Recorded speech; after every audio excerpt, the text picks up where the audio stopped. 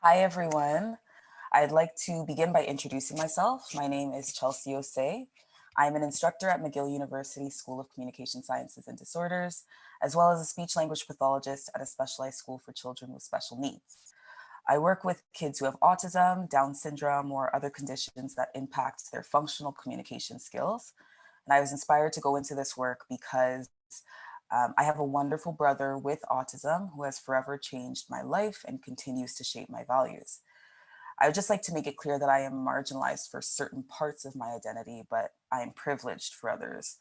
So I'm a cis woman using she, her pronouns. I'm Black, queer, first generation Canadian, born to parents who immigrated from Ghana, and the list goes on. But when looking at power structures and systems of oppression, able-bodiedness, for example, is one of my intersecting identities that brings me privilege, whereas Blackness and queerness are identities that tend to be marginalized.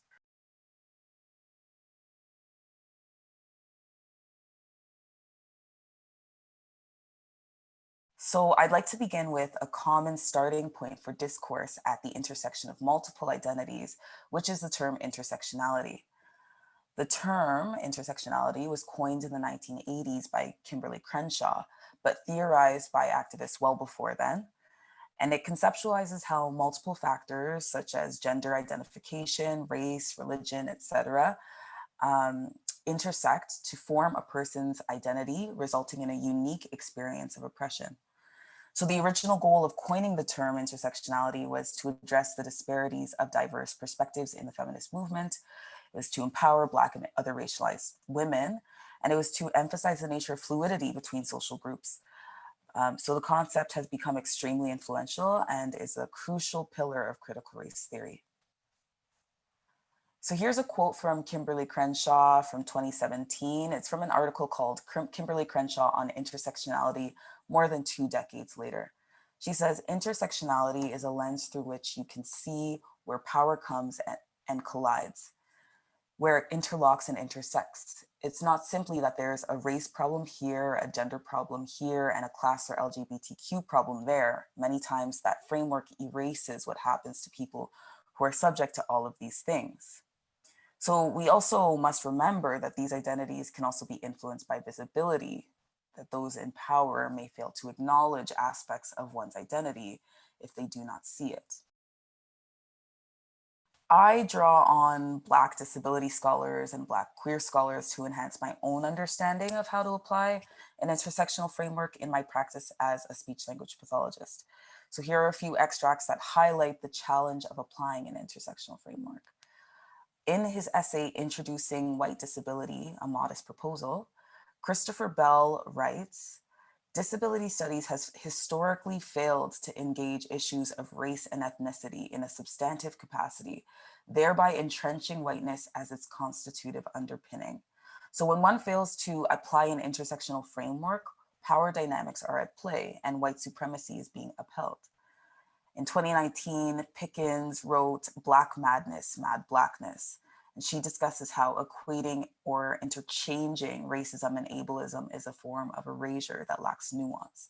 She states that critical discourse around race and disability tends to implicate but not include each other. She says, right now, our conversations about race and disability are both stagnated and sequestered. That is, we tend to only talk about the relationship between race and disability in specific ways, and that conversation tends to be limited not only to academia, but to specific sites within it. In Elena Kiesling's article, The Missing Colors of the Rainbow, the lack of inclusion of racially diverse perspectives in queer organizational frameworks is also explored. So Kiesling writes, queer mainstream organizations, activism, and politics cannot ignore anti-Blackness if they truly aspire change. However, the identity lines of leading LGBT organizations are often clear-cut with little potential for intersectional thinking. So we see that the erasure of other identities when specialized organizations can occur at a structural level. So what does this mean for other industries? Like, what does this mean for healthcare, for example? We must acknowledge how systems of privilege and oppression foster social inequalities at a larger macrostructural level that propagate health disparities. Here, Boleg writes intersectionality is a crucial step in understanding complexities of health disparities for marginalized groups.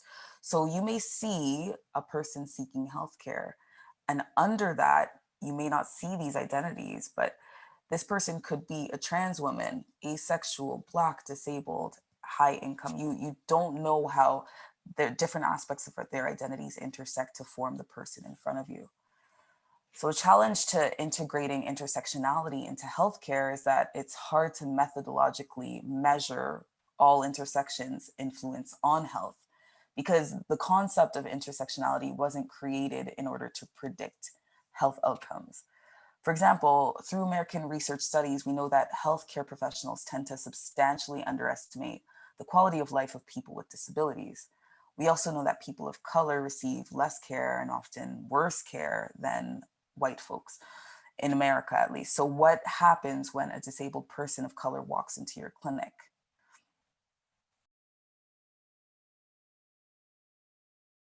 So I urge other educators to think about scenarios specific to their profession and apply an intersectional framework into their pedagogy. I'd like to emphasize that this is not just a one-time thing. Anti-oppression work is not a checkbox. It's an ongoing journey towards shifting the narrative. So when I instruct speech language pathology students, for example, I play on themes such as unlearning internalized biases and target this from many different angles, whether it be taking cross-linguistic or dialectal differences into account when assessing someone's speech, or recognizing that our profession has inherently ableist notions when constructing the concept of normal communication. I try to share anecdotes and break them down to show how certain assumptions are problematic. So a really good exercise is to have students reflect on their own identities and how power imbalances can impact service delivery. There is always something to be learned when working with a new client, and students in healthcare should be encouraged to continually seek out their own knowledge. All these things should be integrated and reiterated in course content throughout the term, throughout the program. Beyond pedagogy, university administrators are also to be held accountable for strategic planning around increasing the recruitment of diverse students in the first place, and for providing financial and emotional support for students coming from marginalized backgrounds. Again, I would like to just emphasize that this is an ongoing journey of unlearning internalized systems of oppression. So I've included resources spoken about in this presentation, but there are other incredible scholars studying related topics who are not on this list. This is really just the tip of the iceberg. I really enjoy Pickens' Black Madness, Mad Blackness for its forward-thinking push for collaboration between the domains of Black studies and disability studies. Bell's Blackness and Disability is cited as one of the earlier works to shift the conversation as well in Black studies from being ableist, and the conversation in disability studies from being concerned with white bodies. And then at the bottom, you have Boleg's article on intersectionality, which pertains more to the field of healthcare and provides valuable reflections on how to take this discourse beyond academia.